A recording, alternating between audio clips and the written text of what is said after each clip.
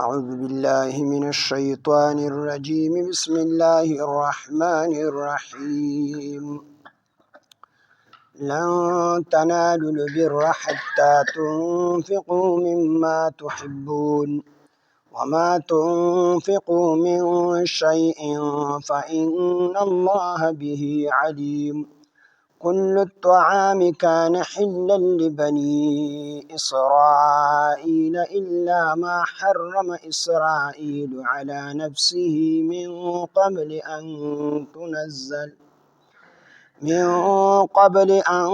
تنزل التوراة. قل فأتوا بالتوراة فاتلوها إن كنتم صادقين. فمن افترى على الله الكذب من بعد ذلك فأولئك هم الظالمون. قل صدق الله فاتبعوا ملة إبراهيم حنيفا وما كان من المشركين. صدق الله العظيم. رب اشرح لي صدري ويسر لي أمري واحلل عقدة من لساني يفقهوا قولي. رب زدني علما. سبحانك لا علم لنا إلا ما علمتنا إنك أنت العليم الحكيم. سورة آل عمران سلورم سپارہ آیات نمبر 92. لن تنالوا البر، هرگز بتاسو حاصل نکئی کامل نیکی، حتی تردی پوری تنفقو چی تاسو خرچ کئی، مما دهغنا تحبون چی تاسو خوخوئی، وما او هغا تنفقو چی تاسو خرچ کئی، من شیئن دس سیزنا، فإن اللہ پس بیشک اللہ تعالی به پہغی بندی علیم پوہ دی، خبردار دی. نوڑان دی چکم دی ذکر اشو دا کفار بارکی چکو کافران دا غنڈ ازمکا تا رسمان پور طول دا سرو زرو ڈک کی او اللہ رب العزت تے فدیہ کی پیش کی، نو اللہ با دی دغا فدیہ قبول نکی، یعنی داغی نیکے نقبلی کی. ذکر دا نیکو دا قبولیت تا پارا شرط ایمان دی، چی انسان ایمان روڑی و رستو دے نیکے کی، نو دا نیکی قابل قبول دا عند اللہ. خوچ ایمان پکی نینو کو دے ہر سمر نیکی کی دا نیکی دا اللہ پا نزبان دی قبول ندا، دیو تا پا آخرت کے حس قسم بدلہ نمیلاوی. او دل تکی چکم دے دا نیکو ذکر دے. دو مخکنی آیاتونو سر رب اداشو چی ال تکی دا نیکو دا نقبل دو ذکرو، او دل تکی دا نیکو دا مسلمان دا نیکو دا قبل دو ذکر دے. نو اللہ پاک فرمائی لن تنالو البر، ہرگز تاسو نشے حاصل ولی البر کامل نیکی. بر ستویلی شی، نو د بر لفظی او حقیقی معنی دادا چی یو کس باندې کم حق او دیغه حقدار ته پورا ورکی، پورا حقدار ته حق ورکول دې ته چکم دی بر ویلی شي، چې دا پچا په د باندې حقی او دی حقدار ته چکم دی پورا حق ورکی، نو دې ته بر ویلی شي. او بر چکم دی د حسن سلوک او د نیکه په معنی سره استعمالی د عام نیکه په دغه سره. او دغه رنگی بر په فتحی سره یعنی په زبر سره بر او بار دا هغه کس ته ویلی شي چې هغه چاته د چا په هغه باندې حق وي، یعنی پورا حق ورکوونکي ته بر او بار ویلی شي. او قرآن مجید کې دا ذکر دی وبرم بوالدیه، هغه پورا چې کوم دی حق خپل والدینو ته ورکو، وبرم بوالدیه. دا بر جمع چې کوم دی دا ابرار دی، او دا قرآن مجید کې ذکر دی ان الابرار لفی نعیم، بیشک نیکان خلق دا په نعمتونو کې وي. سورہ بقرہ کہ اللہ پاک جل شانہ فرمائی لیس البر ان تولوا وجوهکم قبل المشرق والمغرب.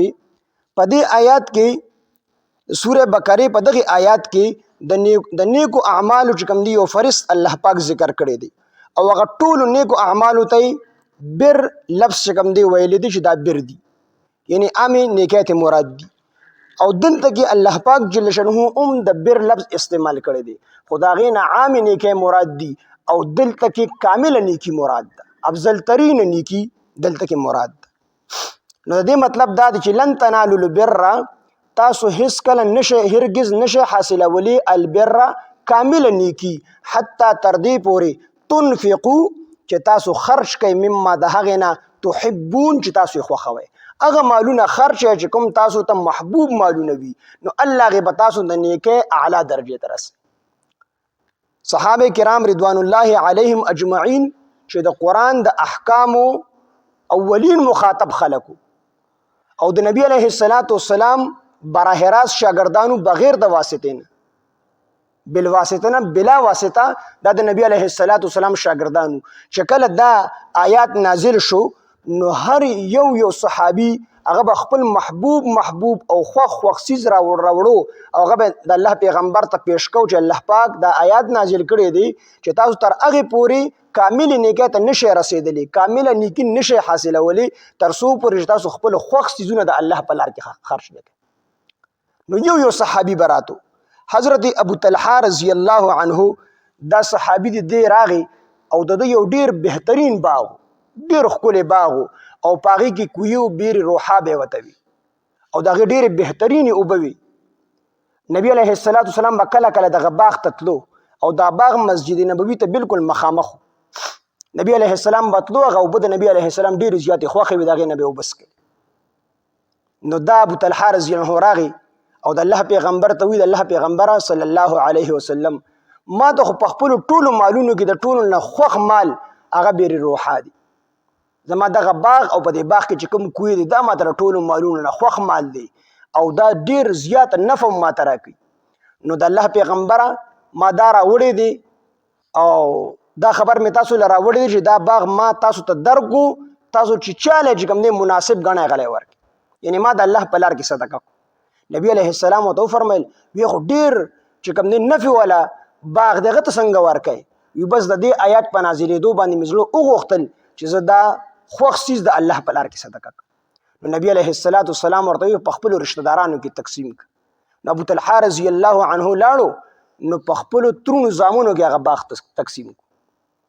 وی دې نه دا معلومه شوه دې حدیث نه دا بخاري او مسلم دواړو را نقل کړی دی. وی د دې خبرې دا معلومه شوله چې صدقات خیرات دا یوازې دا نه چې ته به عامو غریبانانو او فقراو له ورکړي بلکې که ستا په رشته دارانو کې څوک زیات مستحق وي او غریبانان وي نو پکار دا ډومبې اول ستا رشته داران دی هغې باندې صدقې وکړه هغې باندې چې کوم دی خیراتونه وکړه. دغه رنګې بل صحابي حضرت زید بن حارثه رضی الله عنه چې نبی علیه السلام متبنا و نبی علیه السلام ته خپل زوی ویلي دی راغی او ډېر بهترین اس و د سره او ډېر زیات خوښ وس هغه اس یې ډېر زیات خوښ هغه یې راوستو د الله پیغمبر ته ورکړي د الله پیغمبر دا اس ما ته ډېر زیات خوښ دی په خپلو ټولو مالونو کې نو دا اس تاسو زمانه قبول کړي. نو نبی علیه السلام هغه اس ته واغستو او د ده زوی له چې کوم دی ورکړو. نو په دې باندې حضرت زید بن حارثه رضی الله عنه خفه شو. نو نبی علیه السلام ورته تسلي ورکړه ته ولې خفه کېږې دی په دې خفه شو ما خو خپله صدقه ورکړه زما صدقه زما کور ته راغله یعنې زما زوی له اس واپس ورکړو دا خو بیا زما کور ته راغی. نو نبی علیه السلام ورته تسلي ورکړه وی ستا د قبولیت نه مطلب دی او که نه ستا صدقه الله پاک قبوله کړل بس ستا صدقه وکړله او صدقه الله پاک قبوله کړل.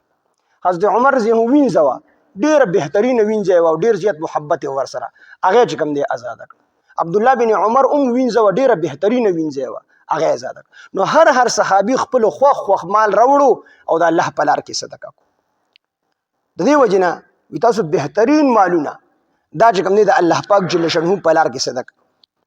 د دې نه دا مسله معلومیږي چې د دې صدقاتو نه مراد د الله په لار کې بال خرج کولو نه مراد صدقات نافله دي یعنی نفل صدقات دي او کنه صدقات واجبه زکات وغیره دي. نو بعضی علما وایي چې د دې نه مراد صدقات واجبه دي یعنی زکات ته مراد دي او بعضی وایي چې صدقات نافله نفلي صدقې ته مراد دي. خو جمهور محققین وایي چې د دې نه مراد صدقات نافله او صدقات واجبه دواړه دي زکات ته مراد دي او صدقات نافله ته مراد دي.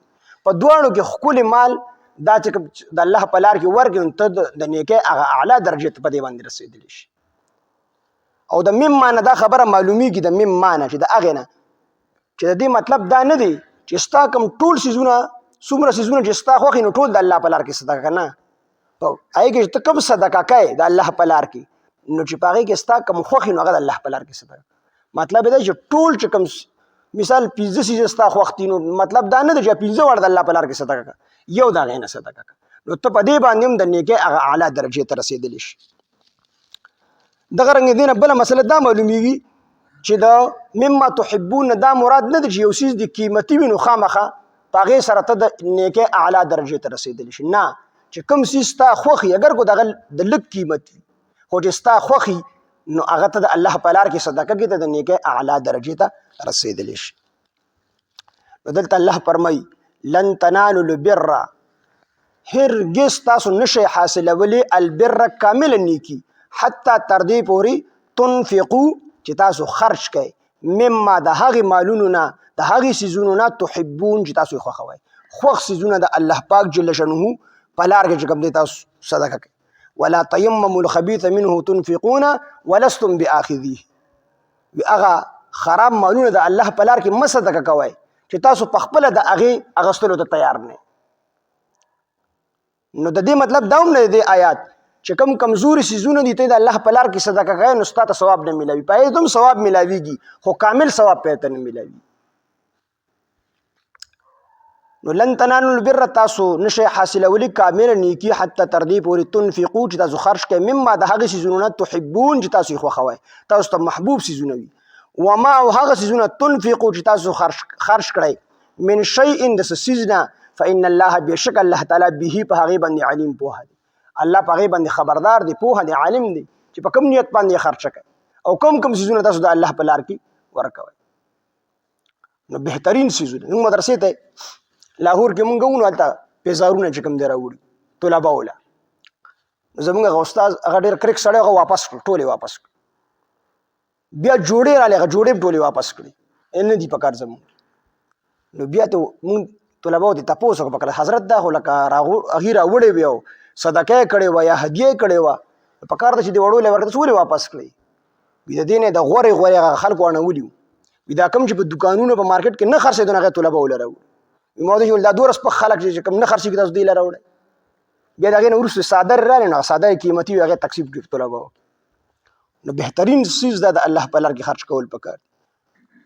کل الطعام ټول د خوراک څیزونه کان وو حلا حلال لبني اسرائیل د بني اسرائیلو دپاره الا ما حرم مگر هغه چې حرام کړي وو اسرائیلو، اسرائیل دا لقب د یعقوب علیه السلام دی، اسرائیل علیه السلام علی نفسه په خپل ځان باندې.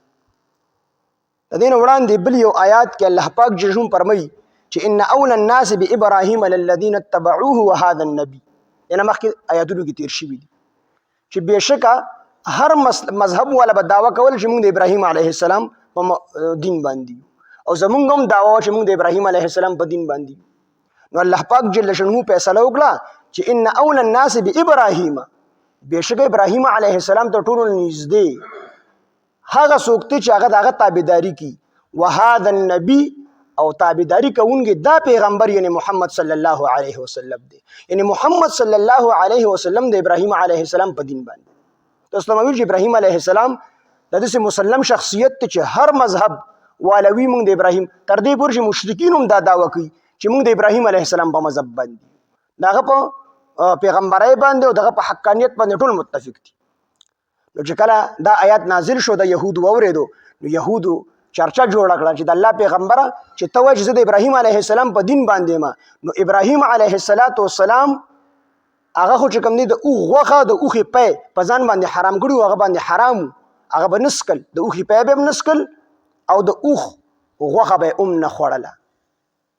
نو الله پاک جل شانه دا آیات نازل کو چې کل الطعام ټول د خوراک څیزونه کان وو حلا حلال لبني اسرائیل د اسرائیلو د بني اسرائیلو دپاره الا ما حرم مگر سوا د هغې نه چې حرام کړي وو اسرائیلو یعقوب علیه السلام علی نفسه په خپل ځان باندې من قبل وړاندې د دې نه من قبل وړاندې ان تنزل التورات د نازلېدو د تورات. اصل کې مسله دا شوې وه چې یعقوب علیه السلام باندې عرق النساء مرض راغلی، بیماری پرې راغلی وه، نو هغه نظر ومنو یعقوب علیه السلام او د ابراهیم یعقوب علیه السلام نظر ومنو خو چې زه الله پاک ټیک کړم نو ما ته چې کوم خوښ خوراکونه دي هغه به زه پرېږدم، زما چې کوم خوښ خوراکونه دي هغه به زه نه کوم. نو چې کله الله پاک ټیک کو نو هغه بیا د نظر پوره کولو دپاره هغه ته خوښ خوراک د اوښ غوښه او د اوښې پی و، نو هغه په ځان باندې حرام کړل. او دا د یعقوب علیه السلام د هغې په شریعت کې دا جایز و، زموږ شریعت کې جایز نه دي. زموږ شریعت کې دا سیز جایز نه ده چې یو حرام سیز ته په ځان باندې حلال کړي یا یو حلال سیز په ځان باندې حرام کړي. زموږ شریعت کې جایز نه دي، د هغې په شریعت کې جایز و. نو هغه په خپل ځان باندې، بلکې زموږ شریعت کې دا حکم دی کو یو سړي داسې یو عمل وکړو چې هغه شریعت مخالف وي، قسم یې وکړو، یو سړی قسم وخوري چې زه په الله قسم زه به د خپل پلار سره خبرې نه کوم، نو په ده باندې دا قسم ماتول واجب دي. قسم به ماتوي، کو دی دا قسم نه ماتي نو دی ګنهګار دی. دی به قسم مات کړي، د پلار سره به خبرې وکړي او د قسم کفاره به ورکړي. نو قسم ماتول په ده باندې واجب دي. نو هغه نظر منلی و چې ګوزه الله پاک ټیک کړم، چې کله نظر الله پاک دی ټیک کو د عرق النساء د مرض نه، نو د په ځان باندې یعقوب علیه السلام په ځان باندې د اوښ غوښه او د اوښې پی حرام کړل، وي دا به زه نه خورم. نو بیا چې د یعقوب علیه السلام کوم اولادو بني اسرائیل، نو هغې ټولو وی دا په موږ باندې حرام دي، حالانکې حرام په نورو باندې، نو دا صرف د هغه په حق کې دا خبره وه، په ځان باندې حرام کړي، د نورو په حق کې دا حرام نه. نو دی وی چې د الله پیغمبر ته خو وایي چې د ابراهیم علیه السلام په دین باندې ما ابراهیم علیه السلام خو په ځان په ابراهیم علیه السلام په دین کې خو د اوښ غوښه او د اوښې پی دا حرام و، حالانکې د ابراهیم علیه السلام او د حضرت موسی علیه السلام په منځ کې تقریبا 1400 کاله دور تیر شوی، 1200 یا 1400 کاله فاصله د دې دواړو په منځ کې. نو الله پاک جل شانه دا آیتونه نازل کړل چې کل الطعام، الله پاک د نبی علیه السلام په حق کې او د یهودیانو پر رد کې الله پاک دا آیتونه نازل کړل چې کل الطعام، ټول د خوراک سیزونه، کان و حلا حلال لبني اسرائیل، د بني اسرائیلو دپاره، الا ما حرم، مگر هغه سوا د هغې نه حرم چې حرام کړي وو اسرائیلو. اسرائیل دا لقب د حضرت یعقوب علیه السلام دی. الا ما حرم، مگر هغه چې حرام کړي وو اسرائیل علیه السلام علی نفسه، په خپل ځان باندې، من قبل وړاندې ان تنزل التورات، د تورات ته نازلېدو نه مخکې، من قبل ان تنزل التورات، د تورات ته نازلېدو نه مخکې په ځان باندې حرام کړي. یعنی یعقوب علیه السلام د موسی علیه السلام نه مخکې تیر شوی دی. نو یعقوب علیه السلام تورات لا نه دی نازل شوی او یعقوب علیه السلام په ځان باندې حرام کړي، د نور دپاره بیا حرام نو. کو حرام نو تورات کې به ذکر او دی دا دوام کول چې په تورات کې دا ذکر دی. قل اوه د ای پاک حبیبه، فاتو پس تاسو راوړئ بالتورات، تورات، فتلوها تاسو اولولئ هغه، ان کنتم صادقین، کو چېرې تاسو رښتونی یې. نبی علیه السلام ته الله حکم وکړو چې دا یهود خدا وی چې ابراهیم علیه السلام، موسی علیه السلام دی دا دعوه کول چې ابراهیم علیه السلام باندې هم حرام و، دا سټپ بای سټپ دا سلسله را روانه وه. موږ ته دا خبر را رسېدلې ده چې د ابراهیم علیه السلام نه پکته تر موسی علیه السلام پورې ټولو باندې چې کوم دی د اوښ غوښه د اوښې پی حرام. نو الله پاک جل شانه نبی صلی الله علیه وسلم وفرمایل کو دی په دې خپله خبره کې رښتونی تورات ورسره دی، تورات ته دی کتاب دی آسماني، نو په دې کې به خدا د الله حکم یا پیغمبر دا کار کړی وي موسی علیه السلام، نو تورات کې به ذکر وي که نه، الله به حکم کړی وي، نو هغه حکم وښیه په تورات کې چې تاسو وایئ د اوښ غوښه په ابراهیم علیه السلام باندې حرام وه او یا د اوښې پی ابراهیم علیه السلام باندې حرام وه، دا وښیه. قل اوه د ای پاک حبیب، فاتو پس تاسو راوړئ بالتورات، التورات، فتلوها تاسو اولولئ هغه، ان کنتم صادقین، کو چېرې تاسو رښتونی نه په هغه تورات کې موږ ته وښایئ چې دا د اوښ غوښه په ابراهیم علیه السلام باندې یا موسی علیه السلام باندې حرام. فمن پس هغه څوک افترا چې تړي علی الله په الله باندې الکذب دروغ، من بعد ذلک وروستو د دې نه، فاولئک هم الظالمون، هم دا خلک ظالمان دي. دی په الله باندې دروغ و چې تورات کې دا حکم دی. تورات ته چا کتاب دی؟ دا خو د الله کتاب دی، آسماني کتاب دی، د الله احکامات دي پکې. نو الله وی ما پکې نه دا حرام کړي او دا ظالمان وی د اوښ غوښه حرام کړې ده پکې. نو الله وی دا قرآن راوړی. قل اوه دی پاک حبیبه، صدق الله، رښتیا فرمایلی دی الله، فتبعو پس تاسو اتباع کوئ، ملت ابراهیم، د ملت د دین د ابراهیم علیه السلام، حنیفا چې یو طرف ته شوي دین دی. حنیف یو طرف ته شوي ته وي، حنیف د باطل نه مایله حق طرف ته، د باطل نه مایله شوي حق طرف ته.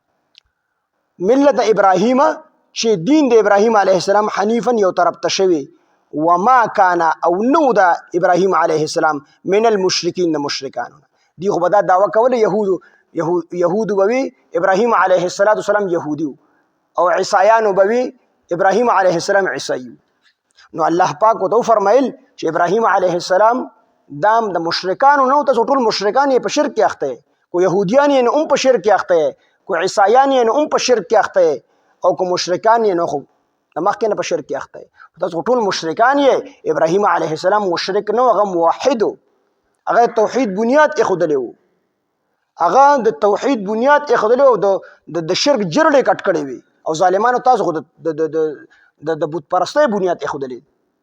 نو ابراهیم علیه السلام چې د مشرکانو نه نو د موحدینو نه د مؤمنانو مسلمانانو نو څنګه چې نبی علیه السلام د مسلمانانو نه د مؤمنانو د موحدینو نه.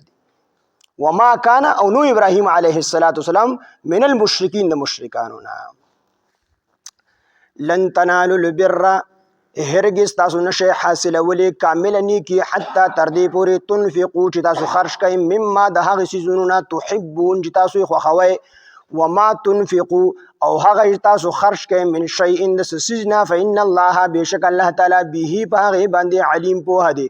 کل الطعام ټول د خوراک څیزونه کان حلا لبني اسرائیل حلالو د بني اسرائیل د پاره الا ما حرم اسرائیل مگر سوا د هغه نه چې حرام کړی وو اسرائیل علیه السلام یعنی یعقوب علیه السلام علی نفسه په خپل ځان باندې من قبل وړاندې د دینه ان تنزل التورات د تورات تنازلې دون وړاندې. قل اوه ته پاک حبیبا فاتو پس تاسو راوړی بالتورات تورات فتلوها تاسو اولولی او اوخی پکې دغه حکم ان کنتم صادقین کو چېرې تاسو رښتونی فمن افترا پس هغه څوک چې وتړي علی الله په الله باندې الکذب دروغ من بعد ذلک وروستو د دینه فاولئک هم الظالمون هم دا خلک ظالمان دي. قل اوه وته پاک حبیبا صدق الله رشتیا فرمایلی دی الله پاک فتبعو پس تاسو تابعداري کوئ ملت ابراهیم د ملت ابراهیم علیه السلام د دین د ابراهیم علیه السلام حنیفا چې مایل دی د باطل نه حق طرف ته حنیفا چې یو طرف ته شوی دی. وما کان او نو هغه من المشرکین د مشرکانو نه. لن تنالوا البر هرگز تاسو نشئ حاصلولی البر کامل نیکی حتی تر دې پورې تنفقو چې تاسو خرج کئ مما د هغه څیزونو نه تحبون چې تاسو یې خوښوئ وما تنفقوا او هغه چې تاسو یې خرج کړئ من شیء د څه څیز نه فإن الله بس بېشک الله تعالی به په هغې باندې علیم پوهه دی. کل الطعام ټول د خوراک څیزونه کان حلا لبني اسرائیل و حلال د بني اسرائیل د پاره الا ما حرم اسرائیل مگر سیوا د هغې نه چې حرام کړي وو یعقوب علیه السلام علی نفسه په خپل ځان باندې من قبل ان تنزل التوراه مخکې د تورات تنازلېدونه مخکې. قل اوه وته پاک حبیبا فاتو پس تاسو راوړی بالتورات تورات فتلوها تاسو اولولی هغه تورات او اوښی پکې دغه حکم ان کنتم صادقین کو چېرې تاسې رښتوني یې فمن افترا پس هغه څوک چې تړي علی الله په الله باندې الکذب دروغ من بعد ذلک وروستو د دې نه فاولئک هم الظالمون هم دا خلک ظالمان دي. قل اوه وته پاک حبیبا صدق الله الله رښتیا فرمایلی دي فتبعو پس تاسو اتباع وکئ تابعداري وکئ ملت ابراهیم د دین د ابراهیم علیه السلام حنیفا یو طرف ته شوي وما کان من المشرکین او نو ابراهیم علیه السلام د مشرکانو نه. الحمد لله رب العالمین والعاقبة للمتقین الصلاة والسلام على سید الانبیاء والمرسلین وعلى آله واصحابه اجمعین. الہ العالمین ته زموږ نه راضي شي زموږ لوی واړه ټول ګناهونه معاف کړي. الله څومره ملګري راغلي دي ټولو جولو کې خیر واچي. الله موږ ټولو ته د قرآن فهم د قرآن پوهه راکړي. الله موږ ټول په قرآن مجید باندې پوهه کړي. موږ ټولو ته په قرآن مجید د عمل کولو توفیق او طاقت راکړي. الہ العالمین څومره غلطي کوتاهي زموږ نه شوي الله موږ ته معاف کړي. الله دا درس قرآن په خپل دربار الهي کې په خپل فضل کرم احسان سره قبول او منظور وفرمایي. الہ العالمین قبول او منظور وفرمایي. الہ العالمین تر برق اخري سلګۍ پورې زموږ د قرآن او د سنت خدمت واخلي. الہ العالمین څومره مرګري چې راغلي دي الہ العالمین ټولو ته د قرآن پوهه ورکړي. الله د دې څومره شرعي حاجتونه الله د خپل غیب خزانو نه پوره کړي. الله څومره بیمارانی په دې کې کورونو کې الله ټولو ته شفای کامله عاجله مستمره ورکړي. الله څومره قرضداري د قرضونو نه اخلاص کړي. الله څومره پریشانه حالې پریشانۍ ختم کړي. الله څومره ناحقه بندیوان دی الله د بند نه آزاد کړي. الله څومره د خلکو اولاد نشته الله نیک او صالح اولاد ورته ورکړي. الہ العالمین څومره خلکو ورته د اولاد ورکړي دي خو اولاد فرمان بردار نه دي نافرمانه دي الله اولاد ولا فرمان بردار وګرځي. الله د سترګو یخواله ورله وګرځي. الہ العالمین موږ له دعا د خطو چل ناراضي رسول الله مبارک تخپل امت ته خیر د پاره کوم دعاګانې غوښتي پوره سبق زموږ نصیب کړي. الله د کوم شرور نه امان غوښتي راغې نه موږ له امان راکړي. الله موږ ټول دنیا او آخرت کې د کامیابو د خوشحالو د عزتونو ژوند راکړي. الله موږ ټول دنیا او آخرت کې د بې عزتۍ د بې پردګۍ د شرم او د بې حیا د ژوند نه موږ ټول مسلمانان بچ وساتي. الہ العالمین ته زموږ ټولو نه راضي شي. الله چې کله ران راضي شي بیا رانه خفه مشي. الہ العالمین زموږ د لویو زموږ د وړو زموږ د نارینه او د زنانو د ټولو حفاظت په خپل قدرت طاقت سره وکړي. الله په زنانو مو د حیا او د عزت صادرونه راواچي. په ماشومان مو د حیا د عزت صادرونه راواچي. په مشران مو د حیا او د عزت صادرونه واچي. الله زموږ د ټولو د عزت لاج وساتي. الہ العالمین مبارک میاشت راوړه د موږ ټولو خیر خیریت او عافیت سره پاکي مبارک میاشت ورسي. الہ العالمین اللهم بارک لنا فی رجب و شعبان وبلغنا رمضان. الہ العالمین دې میاشتو کې زموږ د پاره برکت واچي. الله موږ ټول رمضان د خیر خیریت او عافیت سره ورسي. الله خاتمه زموږ د ټولو بل خیر او بل ایمان کې په وخت ځن کدن مو د زړه په صدق سره په جبدا کلمه چالو کې لا اله الا الله محمد رسول صلی الله تعالی علیه